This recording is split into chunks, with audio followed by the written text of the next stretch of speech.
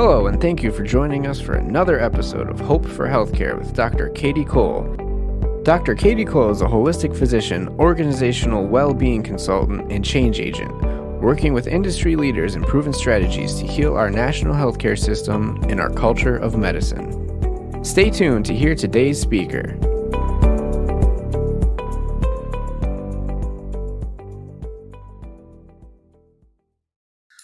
Well, welcome everyone to Hope for Healthcare. This is a podcast in which we interview expert leaders around the country on best practices for healing our national healthcare system and culture of medicine. Today, I want to extend a very warm welcome to my great friend and colleague, Dr. Sue Padernacht. And I've had the pleasure of knowing her for, I think, over 2 years now. We've met through the Burnout symposiums and the well-being community. So I'm grateful that I finally got Dr. Padernacht to be on the podcast today.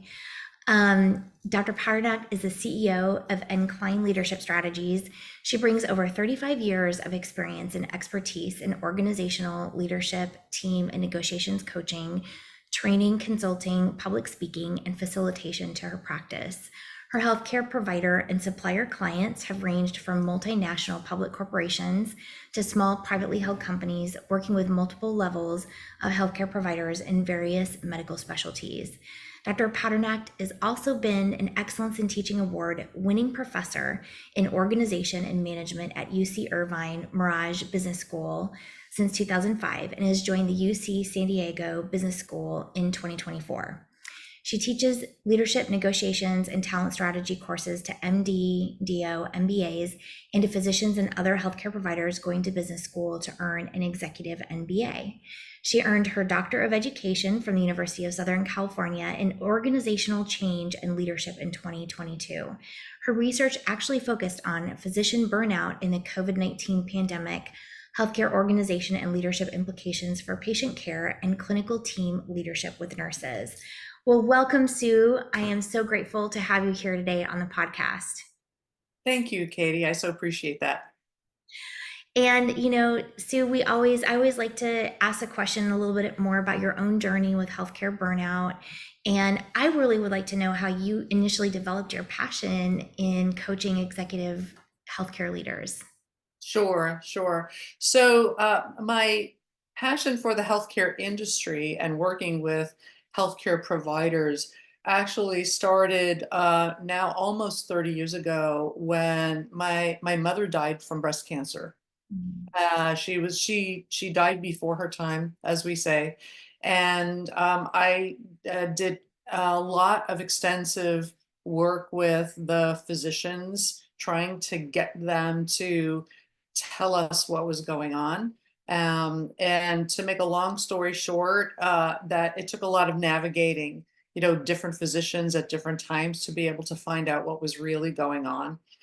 So I was already starting to think about, communication with patients is a bit of a challenge. And after my mom passed, I joined the American Cancer Society as a volunteer, and I was a volunteer in various aspects for 17 years, and I actually did a lot of leadership development and coaching with the staff as well as with the physicians there too.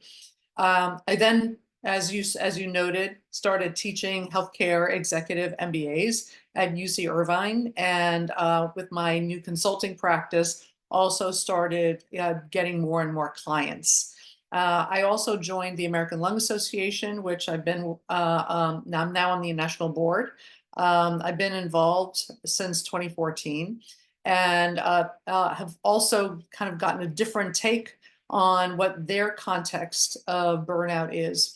What further triggered this, though, Katie, was shortly before the COVID pandemic, I decided to go back to school for my doctorate. And I was going to study physician leadership. And when the news came out about Dr. Lorna Breen and her death by suicide came out, I started looking pretty deeply into the notion of physician burnout. I certainly knew about the issues of medical errors with my father's experience with the medical industry and medical care. But I wasn't really seeing it through the eyes of the physician. I was really looking at it from the position, sorry, of a patient and a patient's family member. So even though I was working with physicians ahead of time, once I started teaching, and once I started getting more and more clients, I started seeing things from the physician perspective.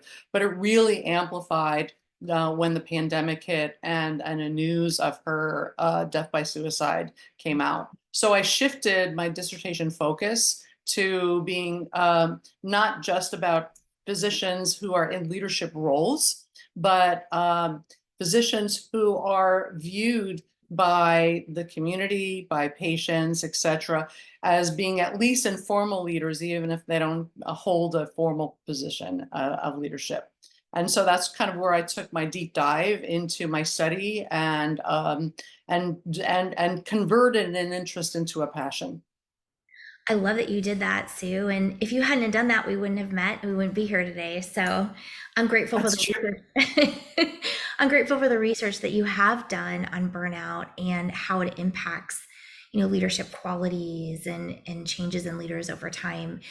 We've had several conversations leading up to today over the past couple of years, and one of the things we discussed was talking about some of the ways in which physicians and executive healthcare leaders get derailed in terms of their leadership qualities. Do you want to maybe start by overviewing some of the top ones you've seen in your practice? Yes, I would love to. So the where this comes from, Katie, is an assessment tool called the Hogan Assessments.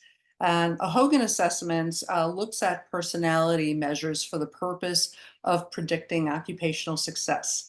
And it's grounded in very strong theoretical foundation of Jungian psychology and the five-factor personality theory. It's about 95% reliability in terms of taking a look at these things. So while I want to just preface this, while I did not use the Hogan as part of my study, kind of in retrospect, with all of the physicians and physician leaders and other healthcare providers, such as nurses and nurse practitioners that I've coached or I've trained or I've taught, yeah, there are some derailers that the Hogan identifies that really correlate well with the Christina Maslach and World Health Organization definitions of burnout.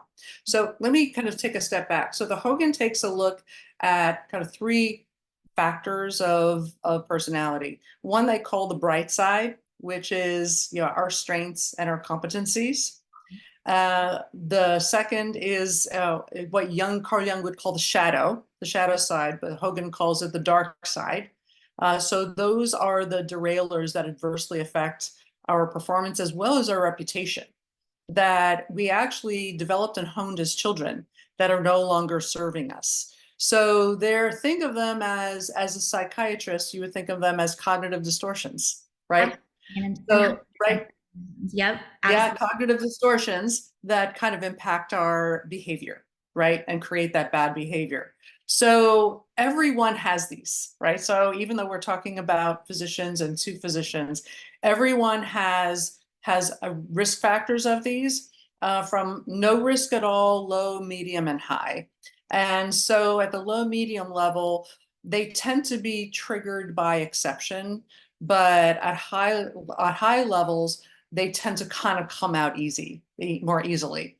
So the dark side or the shadow side is really only when we're under stressful situations, right? So I want to just be mindful as we're talking about this. These are not general descriptions of physicians throughout the day, throughout the weeks and months. This is in stress, what behaviors get triggered and why.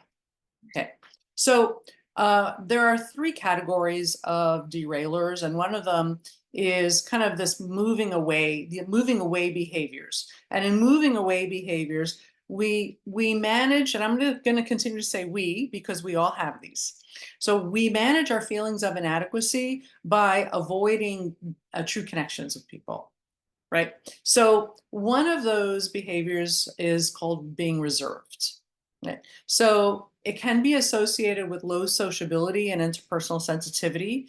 But what happens is when our reserved derailer kicks in, we start to keep to ourselves and become conflict avoidant and just avoiding people and situations, and we become indifferent to other people's moods and their feelings, and we can become aloof and argumentative and tough and remote and cold and distracted, right? And unsympathetic, right? And detached.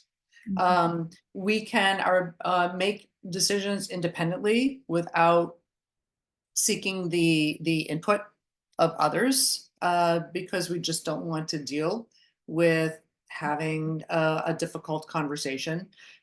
We can appear to be lacking passion and being stoic, being unsupportive of other people. And we can kind of misread social cues and maybe stand up to criticism, when that's perceived, but maybe not real. So that's reserved, right? So I would actually turn that over to you. So does that sound about right? So in your practice as a psychiatrist and in your work with physicians, do you see reserved behaviors when physicians and other healthcare providers are in stressful situations? Absolutely. And I think it's one of the things that I work on with my physicians. I have in the past as well with my coaching work, is that, we don't have that training in crucial conversations and having conversations where we are in a position to advocate for ourselves in a way that's professional. We don't have education in how to language things to hospital and healthcare leadership.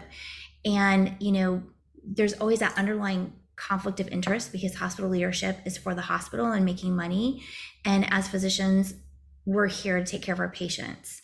And so sometimes with that underlying layer of moral injury and conflict, it sets up for miscommunication.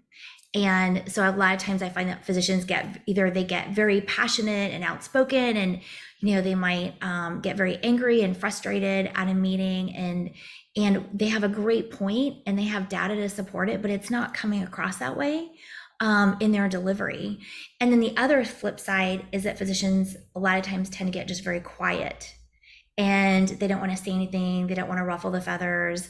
Maybe they're in shock about what's happening in a meeting. They can't believe it's happening. They need to process it. If they're like me, more introverted, we have to go internally process things for a while and make sure we know where we stand on something. So there's a lot that goes into that. I find that it's really important to know what kind of conversational style that you do have, and to be able to moderate that and be somewhere in the middle. So, and that's where you come in, Sue. So. Yes, absolutely. And so this makes me think of a couple of circumstances, right? One of which is, not speaking up and avoiding conflict can be highly correlated with medical errors, right? Like, I'm out, right? I tried, I just don't want to deal with it, right? And the second is, and that I have a keen interest in this, is in dealing with medical mis and disinformation, in the public health sphere that patients bring with them, to clinic, and their families as well. And so, kind of, I saw the progression of behavior from physicians throughout COVID, which was starting out trying to reason with people and being factual, proceeding to being argumentative, right? And then getting to that burnout stage of, I'm done, I'm out, I'm going to try once. And if they're going to come at me with their Dr. Google against my MD, then, it's on them, right? So, which translates into patient outcomes, right? Yeah. Yeah. Yeah. Well, and also, I'm wondering too, from a data standpoint, if having that communication style sets you up for burnout, because one of the definitions of burnout, that one aspect of the triad of symptoms, is feeling detached and numb. And so I wonder if you already have that kind of reserved confrontational style, if that sets you up for burnout because you're not able to process with people, you're not able to voice your opinion about what's happening at times. So, Correct. Yeah. And so on the big factor personality scale, that would be associated with introversion, mm-hmm. right? So people who, again, so I'm going to speak in terms of probabilities, not certainties, right? So people who tend to be introverted will tend to, go to be reserved, but it's not always the case that way. And certainly extroverts can become reserved too. Mm-hmm. Yes.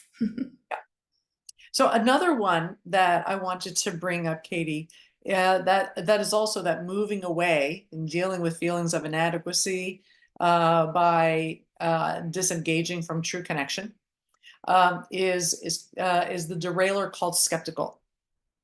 Okay.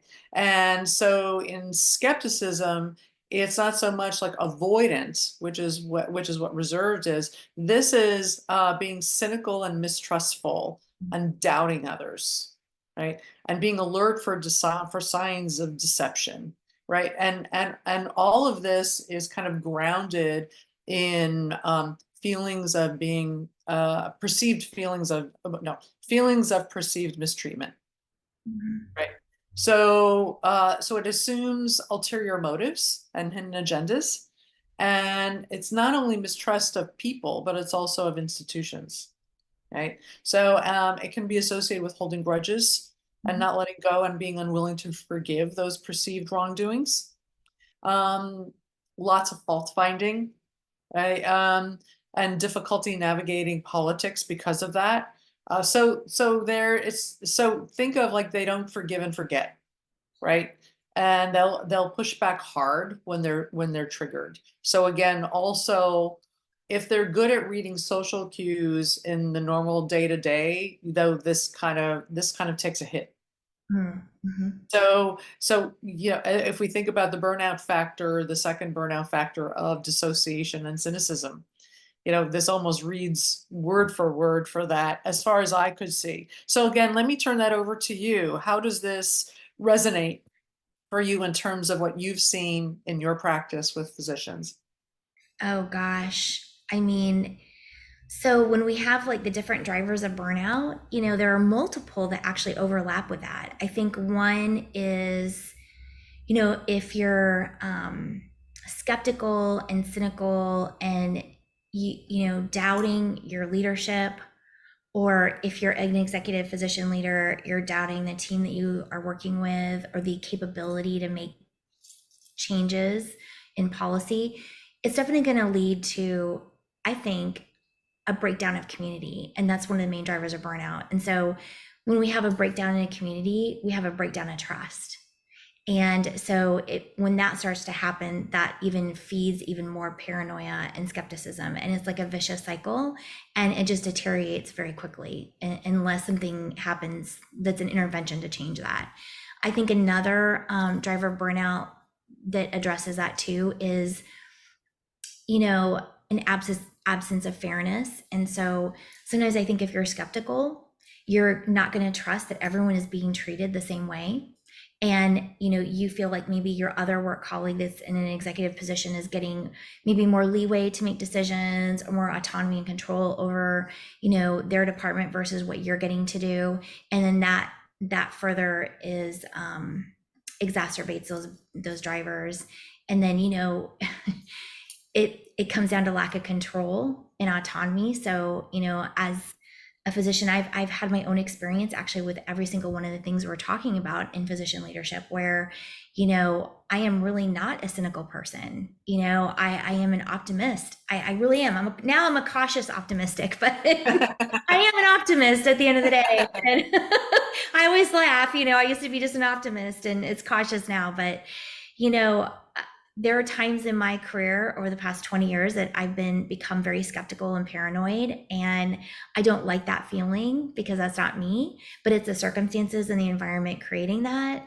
And it just leads to a toxic work environment, and value conflicts and all that. So Yeah. I think there is so much overlap between what you're discussing and, the drivers of burnout. So Yeah, absolutely. And you made me recall the incredible quote from Vice Admiral Dr. Vivek Murthy, our Attorney General, who said that burnout, originates in systems but manifests in people. yes, So, so we're focusing on people, we're focusing on individuals, but again, the intent here is not to blame the victim. You correct. know, we all have these behaviors, and the system, as we know, is broken. Mhm. So you can have outstanding people on a broken process and in a broken system, and their performance is going to be compromised, Mhm. right? And their derailers are going to be triggered.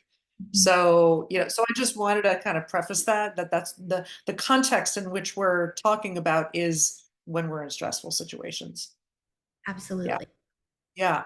And the final one that I wanted to talk about actually is not in the moving away category of derailers that Hogan talks about, but it's in the next category, which is moving against. Right. So this is managing our self-doubts, those feelings of self-doubts, by actually being external, by dominating and manipulating others. So one of those behaviors that I pulled out is called mischievous. Mhm. And, when we're mischievous, we can come across as either, charming, kind of charm to disarm, or as impressive, trying to use our competence, our expertise, our experience to kind of disarm other people in when mistakes have been made or when rules have been broken. So people who are mischievous are kind of to your point, Katie, about having autonomy and the issues of control and fairness. So people who engage in mischievous behavior, derailers, um, will deliberately bend inconvenient rules. I can't tell you how many times I heard that in my study. Rules that were made by people who are not medical people, or rules that apply to me but not others, as you said, from a fairness standpoint, etc. So it's bending those rules and without concern or on the impact on the system, on the rule makers, on the rule implementers, the impact on interpersonal relations. So when we're being mischievous, we can come across as being insincere and deceptive. But here are two mottos that I'll close with. One is that people who engage in mischievous derailer behavior are outcome engineers. The ends justifies the means, Mhm. and it's better to ask for forgiveness than permission. Mhm.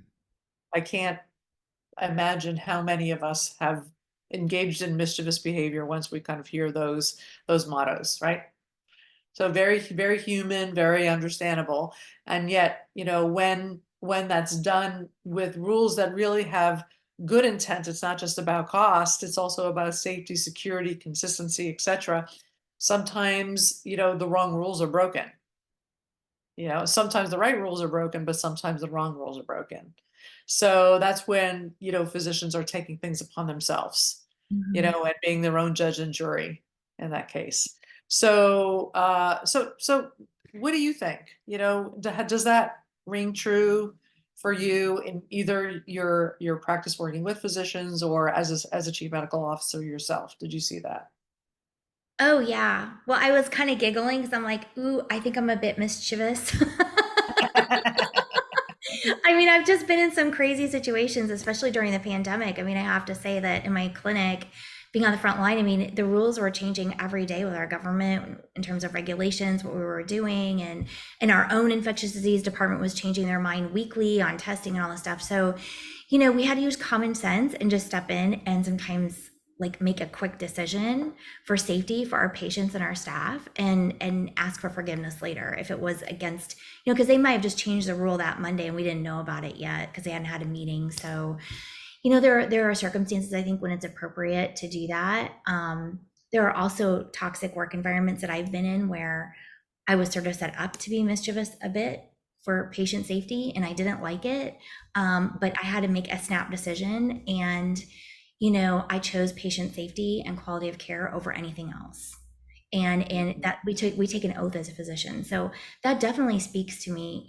And I know as a leader, when I found myself in that situation where I'm getting derailed, right? So I'm either becoming exuberantly passionate about something or very reserved and feeling detached, like I can't make a difference. And then, exhibiting these behaviors, I know that it's the environment. So it's a work mismatch. As Christina Maslach says, it's a job person mismatch. And I think as executive leaders, it's really important to understand your communication style and your leadership style. And that way you pick an environment that is going to nurture that and reflect that, instead of you feeling like you're a fish out of water with your skills. So, And the trick is sometimes the environment changes. and It there you go. changes or circumstances because of new leadership. And what's also underneath some of this too is our own values. And actually the Hogan calls that the inside. So we have the bright side, the dark side, and now we have the inside, which is our drivers and motives and belief systems and biases, unconscious biases. So yeah, on the one hand, you have healthcare organizations increasing, values for security and stability, right? Operational excellence and consistency and commerce, right? Profitability, cost containment, etc. So it's all about kind of operational and financial excellence, right? Of course, they're being measured on the STAR model with patients, quality outcomes, et cetera, et cetera. But as physicians are feeling more and more commoditized and less, more and more voice suppression and less voice expression, in terms of how things are run, you're starting to see the physicians' values for altruism, right, which is a Hogan value for wanting to be helpful. Every physician, every nurse, every PA, every person in healthcare goes into the profession, to help people. It's all about health promotion, disease prevention, and treatment. So this is a helping profession. And so just as you said yourself, right, you made some decisions being mischievous because you chose patient safety and their health outcomes, right, over, some rules and regulations, that's where you were coming from. In addition, most physicians that I know are highly ambitious and highly power motivated, and when I say power, that's not a bad thing, right? Because when we're ambitious and power motivated, we're results oriented. We're achievement oriented. We have high standards of excellence, and we want to kind of control that with the expertise, with all of the years of education and experience, that we've had to make the world a better place, in terms of healthcare, right? So that can make physicians competitive with the system itself, right? So that's kind of, it's us. It can become tribal, and it can create that us versus them, which is so, like you said, it's toxic. It's so the opposite of how healthcare is supposed to operate, right? It's supposed to, be one big team. And kind of so the values disconnect. I think you also talked about, Christina Maslach talked about that too. The way physicians are being treated, right? How in such a short period of time being kind of revered at the top of stature and status, to being questioned and being disrespected and being treated sometimes with hostility, and with people who are patients or patients' families who are, counting more on their, WhatsApp chats and their Google searches than what their physician has to say. And look, getting a second opinion from another physician has been around, for many decades. Right? So that's nothing new, but that's getting another physician's advice as opposed to non-professionals' advice. So there's a profound amount of pain, right? That at the values and beliefs level that's underlying, these derailers, right? It's not just people behaving badly, right? It's coming from a good place, right? It's the difference between intent versus impact, right? Just wanting to help people out, and the system is keeping me from doing that. And so whatever, derailing kind of dark side behaviors we developed, sometimes it's moving away, sometimes it's moving, against, and there's others which is moving towards, which is kind of being a people pleaser, which is a whole nother category of behaviors. And that would be another podcast too, because what? Yeah, not even gonna go there. But okay. that's another category. Some people just go completely to people please. Just be like being yes people. Yes. So if you're in a leadership role and you're seeing this in yourself and you're seeing this in your team, kind of buyer beware, right? That's another indicator of stressful circumstances and what can be done at the individual level, which is always about self-awareness and self-reflection and taking a beat, and trying to, take sufficient amount of emotional awareness, so emotional self-awareness to get out of our amygdala override of our executive function, because there's a lot of emotion associated with this, and get back to our kind of brighter side, our strengths and competencies, and lead from our better selves. So we all have all of these, right? So being self-aware and being as a physician leader, being aware, seeing this in our team, checking in with our team, and knowing that that people can be their better selves. There's something triggering this, and what can we do to support and help them? And for physician leaders themselves, when you're seeing that in yourself, how can you yourself get some help, either from your own system or from outside? Exactly. I mean, Sue, I love that you're really you're contexting everything around it being a systemic trigger, and it's not an individual leader's fault. Like it's not my fault that I tend to get non-confrontational or passive, or I tend to get aggressive under stressful circumstances. It's maybe just an unconscious pattern I developed in childhood, and I've taken it with me into adulthood. I may not even be aware that I'm doing it. And you talk about that self-awareness. And so I think it's really important as a leader too, to do the 360 evaluations and check in with your team on how you're doing with your leadership. And if you're aware that you have a tendency to do something, then you know what to do about it. You have to name it first before you can find a solution or get some coaching around how to improve that leadership behavior. Yes, absolutely. And again, as a physician leader, these are when you start to see derailers in your team and coming out of yourself, know that these are symptoms, right? We all have them. All human beings have them. And so when they're being triggered, it's not we're seeing the real person. Oh, now the real person comes out. It's just another part of who we are. It's a part of who we are under stress. It doesn't define us, right? But it is a part of who we are and what's going on in the system. Or perhaps, by the way, for me as a leader, what am I doing? How are my derailers triggering other people's derailers? So those would be important things to consider. So Sue, I'm going to ask you a question. I want to role play for a second. So let's say, and I've already identified that most of these are my derailing behaviors at various times in my career. I'm going to be honest and claim that. But let's look at the reserved one. So let's say, as a, medical director, I'm in a situation with my work environment where, there are a lot of policy changes. We've had leadership change. They're going in a different direction with the hospital.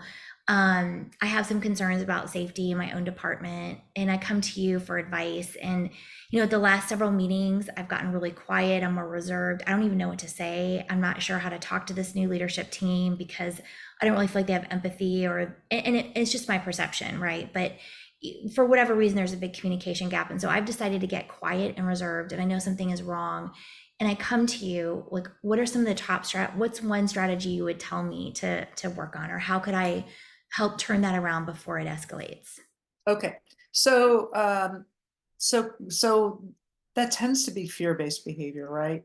So I would start to ask some questions about what are you afraid of by expressing your voice, Mm. and getting your, like, what are, and so I would kind of workshop that with you. What has happened in the past when that's happened. So some of it's going to be real and some of it's going to be perceived, right? And some of it's going to be assumed. Right. So then I would say, so that fear also comes from not feeling safe. So when we're not feeling safe, we can't trust people. Mhm. But I would have you do an analysis, and I love this analysis of who are the people that you can trust, that you can start to talk with one-on-one. Mhm. Right. So this isn't going to be, this is a marathon, not a sprint, right? To change this behavior. So how can, Gallup talks about in one of their Gallup 12 surveys, do you have a best friend at work? Mm. And some people think it's a silly question, but really what it means is, do you have somebody that you can trust, that you can be real with, that you can be transparent with no consequences, right? Psychological safety. Mhm. And so who will be not necessarily positive with you, but somebody who will be constructive Mhm. with you, and who will see you, right? And acknowledge you, and help you bring it along. If that person also is either at the same level or at a higher position of power, that's even better, because then they may have some sort of influence or access that maybe you don't have, that could actually convert that understanding and empathy into some action regarding some of the core issues. But even if that's not the case, even if maybe you're both in the same boat, maybe the other person, you've noticed the other person who has never been reserved before is now reserved. Maybe you can mutually support each other, have each other's back, Mhm. right? In some way, right? So I would talk with a trusted other who is present and sees what you see, um, and kind of strategize how you can mutually support each other or get their support, so that you're not all of a sudden blurting things out, but incrementally. Mhm. You're starting to, like the turtle is peeking back out of its shell slowly but surely, until you're getting to the point where you're fully present again, not mentally, but in the group. How does that sound to you? I mean, to me, that seems like a practical first step to take. And a lot of us don't even think about, gosh, do we even have a best friend at work? Like, who is a confidant that we have? And if we think we have someone, maybe work on nurturing and developing that, because that goes to community, right? So it's important for us to all have some type of community at work every day that we have psychological safety with. So I think that's a great first approach to trying to pivot a derailing behavior. Absolutely, absolutely. So that's again at the individual level. From a systems standpoint, might there be people who are in positions of authority or in pivotal positions in the organization that we can start to build relationship with and start to influence? Yes. Yeah, just, to reiterate, I think it's really important that we have those first steps we can go to at an individual and a system level. I think having a mentor identified, either at your organization or outside your organization can be helpful as well. I think having someone inside the organization can be extra beneficial, because I found for me, I have always have my coaches and mentors outside. So, even though I've had coaches and mentors on the outside of whatever health system I'm part of, I've found that it's very key for me to have someone inside the healthcare system that I can go to, that has that particular health system perspective, and that can kind of coach me around the best strategy to use or communication style to approach the certain leader if I'm trying to collaborate on a project. I think it's important to have both, actually. And Absolutely. And she is even if it doesn't fall into the category of best friend, at least initially, it might be somebody who you still trust, Mhm. right? And whose work you admire. Right? Like, hey, if I had an issue, yeah, I would call on that doctor to be my physician or my family's physician, kind of thing. So you can always start small and Yes. start early and build, even if you've been pretty isolated, kind of coming in and out. You just never know. Grab a coffee, 10 minutes, catch a moment, right? Talk in the parking lot. I know that time is precious. Grab dinner after work if there's a possibility of doing that. So see if you can cultivate that, right? Even in the early stages of relationships. And certainly if you're new to a medical system, that's the easiest time to start that, right? Yes. But even if you've been with the system a long time, you go, hey, I've been wanting to speak to you for a while, wondering if you want to just grab a quick 10, between here and there, or right after the shift or something like that. Mhm. Well, Sue, I know we've covered quite a bit today, and this is very good information. It's great education for me. It's a good review, and it's making me even think about, my own communication style today, what I need to be aware of. So I really appreciate this. Are there any last words of wisdom that you would like to leave our audience today?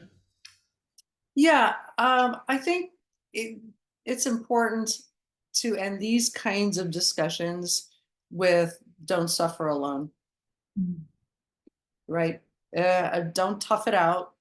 You are tough, you are resilient, and don't suffer alone. You Mhm. know, uh, uh, Talk to a friend, talk to a family member, get a coach, etc. Mhm. Right? Just we're neurologically wired to be social Mhm. and to be in community and to help each other. And you're people who are already in a helping profession. So it's okay to ask for help and get help every once in a while, because you're giving that gift to everyone for a lifetime. Mhm. Absolutely. And, just remember too that not there's a lot of stigma around mental health. And when you start to feel burned out or detached, or your communication style is changing, it's not because necessarily because you have depression or anxiety.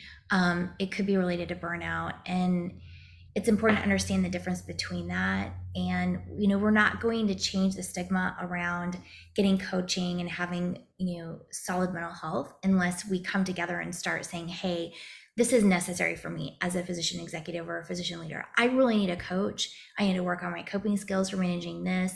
I need more strategies to communicate with leadership. And there's nothing wrong with that. In fact, everyone has a coach. Sports players have a coach. I even had a retired CEO from a healthcare system tell me that, you know, they all have coaches, and they're encouraged to have coaching, and they're given money for coaching. However, when it comes to physicians needing coaches, there's still that stigma that it's a mental health situation. And, Mhm. I think what we're talking about today is really being more proactive and preventive, where we're Mhm. having self-awareness and we're identifying some possible derailers in our style of leadership, and being proactive in that way and getting coaching in advance can help prevent the escalation of things, and leading to Absolutely. design from a position, because we need everybody. We Mhm. can't And the afford to good news is that nothing that I've talked about is necessarily falling in the the mental illness category. lose. But like you had said, it could absolutely be a slippery slope. Absolutely. They could be a reflection of burnout, and could be a slippery slope into a mental health problem. Mhm. So it is, like you said, it's better to catch it early, Mhm. before it escalates. And if it's already escalated, that even more call to action to get some help, because the systems issues are not going to change overnight, No. right? So it's kind of this, like the serenity prayer, right? Controlling the things that you can, and certainly we can control ourselves. So what can we do, and the actions that we take to help ourselves? Yeah, absolutely. Well, Sue, it's been an absolute pleasure having you on the podcast today. I hope everyone listening, I want to thank you for taking time out to be with us today, and hopefully you had some good takeaways.